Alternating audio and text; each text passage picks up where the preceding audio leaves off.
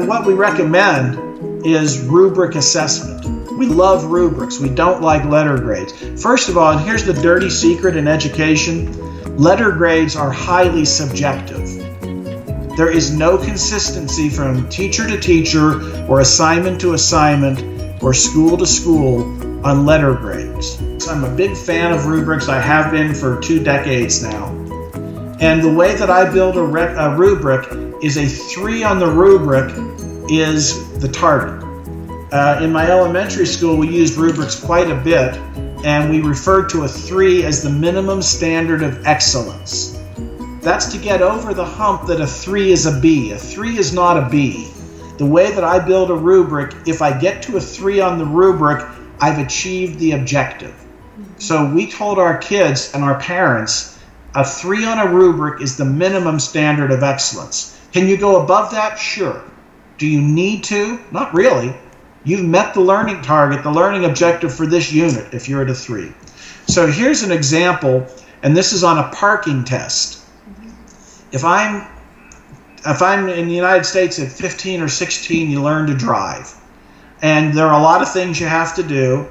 And if I can parallel park 3 inches or so from the curb, no more than a 15-degree angle, I stop within 6 inches of white lines at stop signs, and I drive within 3 to 5 miles of the posted speed limit, I've met the objectives.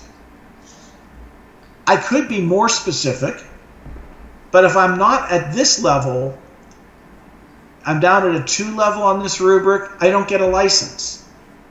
Mm-hmm. So to get a license, this is where I need to be.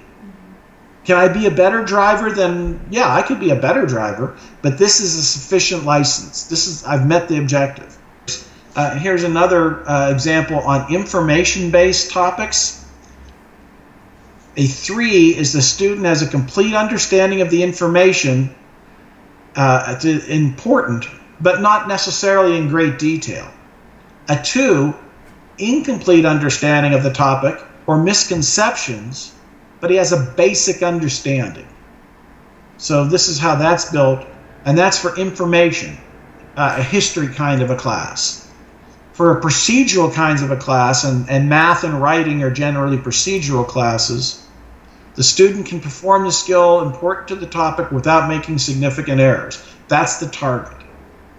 So if I am a student here and I'm at a 2, I know specifically where I need to go. That goes back to this slide, what was right, what needs improvement, what do I need to do next? And you can see how a rubric is going to tell a learner what was right, wrong, and what they need to do next. The learning objective is not the activity. The activity is in service to the learning objective. So if the objective, if what you have up on the whiteboard is we're going to write a paper about whatever the topic is. We're going to write a paper about space exploration. That's an activity. What is it that the student should be learning and be able to do as a result of writing that paper?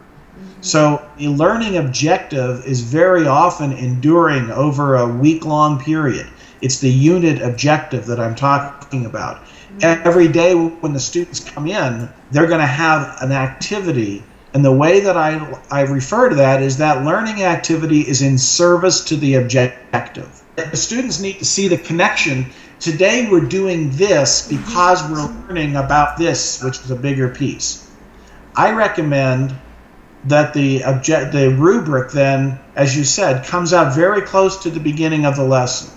So here's what we're going to be learning. Turn to your partner. What do you think that means? What questions do you have about vocabulary? Now here's what we're going to be doing today, and here's the rubric for that. Depending on the activity, if I'm doing a research paper that's going to span 3 weeks' time, that rubric goes up front for the research paper. And it's going to say you need to have X number of citations. They need to be in APA format. And you have to have a thesis statement, and the thesis statement, there's a separate rubric for the thesis statement. So there's a lot of different pieces involved, and the more complicated the project is, the more you need specific rubrics for each piece of that. When I was a middle school principal, I taught a class every day on multimedia, and my kids were making movies using Final Cut Pro. There was a rubric for the project, but then each student in the group, they worked in groups of 4s and 5s, had a specific task in the group. It was a cooperative learning kind of a thing. So if I'm the graphic artist in my group, there's a rubric for being the graphic artist. There's a rubric for the project itself. And it's really roadmaps. I think of rubrics as roadmaps. It lets me know what I need to do. And if I go back to this sample on learning to park and drive, I might forget about stopping within 6 inches of the white line at a stop sign. The rubric reminds me those are the pieces. Something that seems to be new to some teachers is that unless you've clearly defined the learning objective and students know where it is that they're supposed to be going, feedback is meaningless. Giving me feedback without me knowing where I'm going doesn't help me at all. Mm-hmm. Which is why, as we talked about rubrics, those rubrics need to go out there pretty early on. One of the recommendations from the research is students can provide their own feedback. And that's really, really important because John Hattie, who's another researcher in this area, he wrote a great book called Visible Learning. John Hattie says that the most important thing we can do is give our students dollops of feedback, as much feedback as possible, but a dollop is a small dose. So we want to give them as many small doses of feedback as we can. We also want to get them to the place where they can provide their own feedback. So if we not only give students rubrics, but we teach them how to use rubrics and even how to build rubrics. For older students, we recommend that the students actually play a part in designing the rubric for the learning. And then as they're at home and they're doing their homework or they're working in their group outside of class, they've got that rubric in front of them as a guide for where they need to go.